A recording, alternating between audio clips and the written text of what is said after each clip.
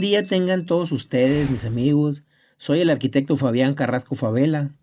Yo pienso que todos alguna vez hemos escuchado hablar de arquitectura barroca, neoclásica, gótica, renacentista, etcétera, etcétera, etcétera.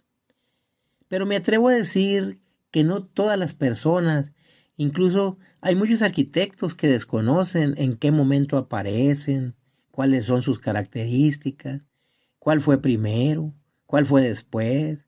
De hecho, a mí mismo me pasaba eso, porque la historia de la arquitectura a mucha gente le da pereza. Tal vez porque el maestro suele darla con frecuencia un tanto aburrida. Pero si me siguen el rollo, los transportaré de una manera rápida, divertida y de una forma muy general a conocer la evolución de la arquitectura desde sus orígenes hasta la actualidad, en tan solo pues unos 15 o 16 minutos de su tiempo. Según el tiempo en que fueron surgiendo las diferentes corrientes arquitectónicas, se pueden clasificar los diferentes estilos en arquitectura de la prehistoria, arquitectura de la Edad Antigua, arquitectura de la Edad Media, arquitectura de la Edad Moderna y arquitectura de la Edad Contemporánea. Cada una pues nos sugiere un cambio en el estilo, en el uso de los nuevos materiales y sus propias representaciones gráficas, las cuales conoceremos una por una. Empezamos con la arquitectura de la prehistoria.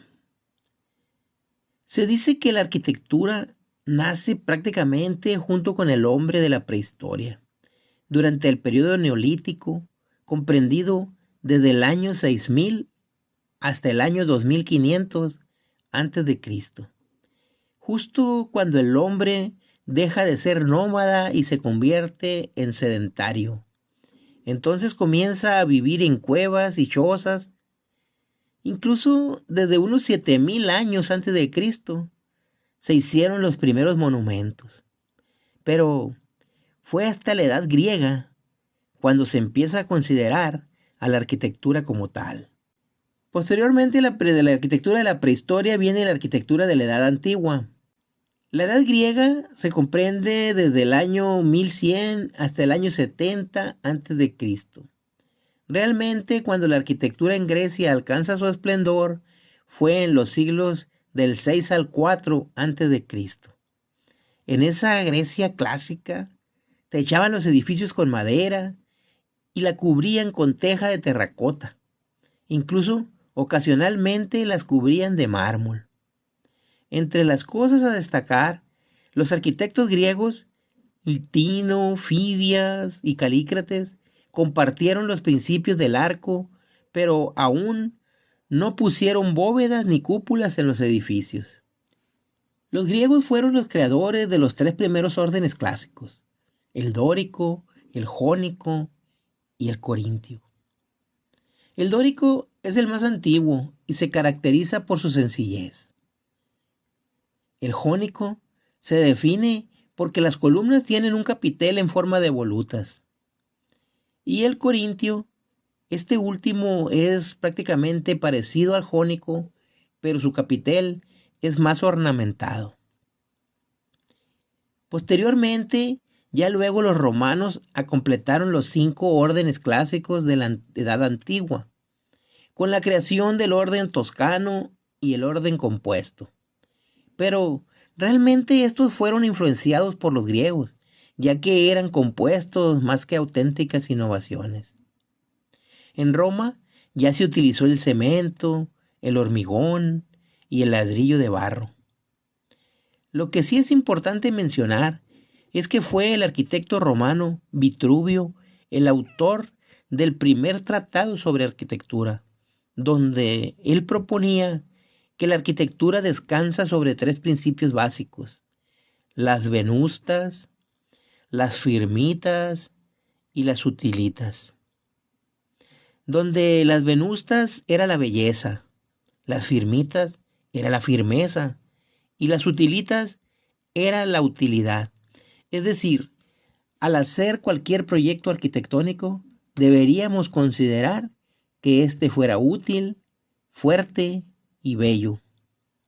Siendo honestos, estos tres principios propuestos por Vitruvio, en automático e inconscientemente, la mayoría de los arquitectos hoy en la actualidad los aplicamos. Bueno, hasta ahorita hemos hablado de la arquitectura de la prehistoria y de la arquitectura de la Edad Antigua, es decir, de Grecia y de Roma. La siguiente en la lista es la arquitectura de la Edad Media. En la Edad Media se desarrollaron principalmente tres estilos: el bizantino, el románico y el gótico. Pero después surgieron cuatro estilos más que conoceremos un poco más adelante. Primeramente describiremos los tres principales. El bizantino se desarrolló durante prácticamente todo el periodo de la Edad Media y se caracterizó por la construcción de cúpulas de gran altura. Además, se sustituyó a la piedra por el ladrillo. El románico surgió entre los siglos XI y XII. En este estilo se rompe con lo clásico. Hay solidez en las construcciones, hay anchura en los muros, con la intención de poder resistir las fuerzas y tensiones de la estructura. Aparece el uso del arco de medio punto y la bóveda de medio cañón y de arista. Además, se distingue también por la escasez de vanos. Y el gótico, este surgió del siglo XII al siglo XV. Estas fueron estructuras construidas con piedra, combinadas con grandes extensiones de cristal, columnas agrupadas, agujas en punta, grandes arcos, decoración intrincada, es decir, decoraciones lineales que se entrecruzan de una forma complicada. También usaron la bóveda de crucería y arbotantes. Además, tienen una forma específica de contrafuerte compuesto por una estructura arqueada. Después del gótico aparece la arquitectura del Renacimiento. Esta surge en Italia en el periodo entre el año 1400 y el año 1600. Y este estilo vino a reemplazar al estilo gótico. En el Renacimiento, la arquitectura se caracterizó por recuperar aspectos de la cultura clásica grecorromana, como la armonía y la proporción como idea de belleza, además de los temas mitológicos. Manejaban el frontis triangular, el arco de medio punto y una simetría perfecta. Después del Renacimiento aparece la arquitectura barroca. Esta arquitectura aparece después del Renacimiento y del manierismo, que ya existían pues en esas fechas de comienzo del siglo XVI y que se caracterizaba por la abundancia de las formas difíciles y poco naturales. Entonces lo barroco se generó en Roma a principios del siglo XVII y se extendió hasta mediados del siglo XVIII por los estados absolutistas europeos. La arquitectura barroca pretende otorgar a sus estructuras dinamismo compositivo en lugar del carácter pasivo del Renacimiento. Es el movimiento siempre una de sus búsquedas. Eso lo lograban con el uso de ondulaciones en muros interiores y fachadas, así como también en las columnas. Después del barroco viene la arquitectura rococó. Esta arquitectura surgió y se desarrolló en París durante el siglo XVIII, entre las décadas de 1730 a 1760, como reacción en contra de la grandeza, la simetría y las estrictas regulaciones del barroco. Aquí se siguen usando adornos, pero le agregan una decoración más abundante. Le incluyen volutas y hojas de acanto, pero con motivos más jocosos o burlones. Además, usan formas orgánicas asimétricas, se utilizaban tonalidades claras, curvas y revestimiento de pan de oro, dando lugar a un estilo más elegante y más complejo que el mismo barroco. Uno de sus rasgos más característicos es la variación entre el interior y el exterior de los edificios. Es decir, mientras en el interior era muy ornamentado y rebuscado, en el exterior había sencillez.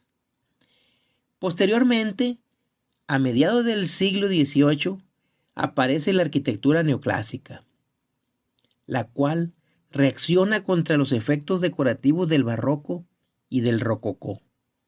Este estilo agradó mucho por la sencillez, con un predominio de lo arquitectónico sobre lo decorativo. Se emplean elementos básicos de la arquitectura clásica, columnas, órdenes dórico, jónico, frontones, bóvedas, cúpulas, etc. A inicios del siglo XX surge la arquitectura de la Edad Moderna. En 1919, Walter Gropius, en Alemania, funda como escuela de arte a la Bauhaus. Pero Hitler, que era un artista frustrado, odiaba esas ideas de simplicidad y modernidad, por considerarlas no tradicionalistas y ajenas a la época. Entonces, Walter Gropius le cede la batuta a Mies van der Rohe, quien sigue sus ideales en la ciudad de Dessau y promueve el pensamiento de que menos es más como idea de diseño, innovando con la simplicidad de la forma y de los materiales. Pero Hitler no cesaba. Entonces se trasladó con la Bauhaus a Berlín, donde en 1933 finalmente le cerraron y saquearon la escuela, declarándola un espacio de creación de enemigos de su política e ideales nacionalistas. Pero la inspiración, ideales y estética ya se habían permeado a todas partes del mundo y la siguieron divulgando los artistas que pudieron. Y en 1937 el arquitecto Laszlo Moholy creó la New Bauhaus en Chicago. La era moderna comienza después de la Primera Guerra Mundial. Sus principios estéticos pues eran basados en el uso del acero, el vidrio y el hormigón armado. Y esta surge como una propuesta en escala tanto en los cambios en la tecnología como en la sociedad. En este tipo de arquitectura se valora la función del edificio desde un punto de vista analítico, y el uso racional de los materiales tiene la eliminación de la ornamentación y la decoración y le da apertura a la innovación estructural. Entre las más distintivas características de la arquitectura moderna destacan el diseño depurado, con líneas simples y rectas, y también rompiendo con el neoclasicismo de la ornamentación, poniendo como prioridad el funcionalismo tanto racionalista como organicista. Posteriormente a Walter y a Mies van der Rohe aparece el arquitecto Le Corbusier, al cual se le considera el padre de la arquitectura moderna, ya que fue una figura clave de la internacionalización de la arquitectura y el urbanismo que han caracterizado los paisajes urbanísticos del siglo XX en todo el mundo. Le Corbusier se inspiró para sus edificios y diseños urbanos en desarrollos de ingeniería modernos como aviones de pasajeros, cruceros, automóviles, silos de granos, etc.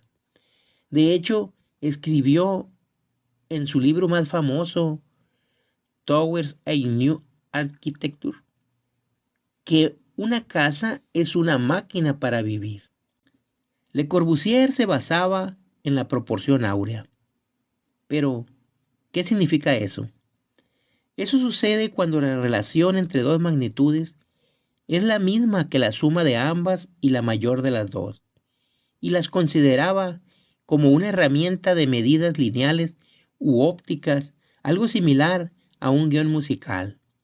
De hecho, la sección áurea se manifiesta siempre en todas las artes. En la música está en una bella melodía, en la danza, está en el ritmo y la sincronía al danzar. En la pintura, podríamos decir que está en el equilibrio oculto de algún cuadro. En la arquitectura, está en la proporción de sus elementos, etc. Aquí es importante mencionar a Oscar Niemeyer, que fue un gran discípulo, socio de Le Corbusier.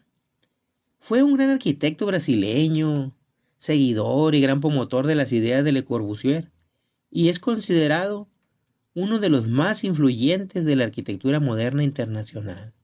Se caracterizó porque él fue un gran amante de las curvas, las cuales utilizó en la mayoría de sus proyectos. Posteriormente aparece en la arquitectura posmoderna, pero más que un estilo es una tendencia que aparece en 1950 y se basa en que la ornamentación de las fachadas vuelva a ser protagonista, alejándose de la estética más simple del estilo moderno anterior. Aquí también se utilizan elementos antiguos como el arco y la cúpula, pero con materiales de la actualidad.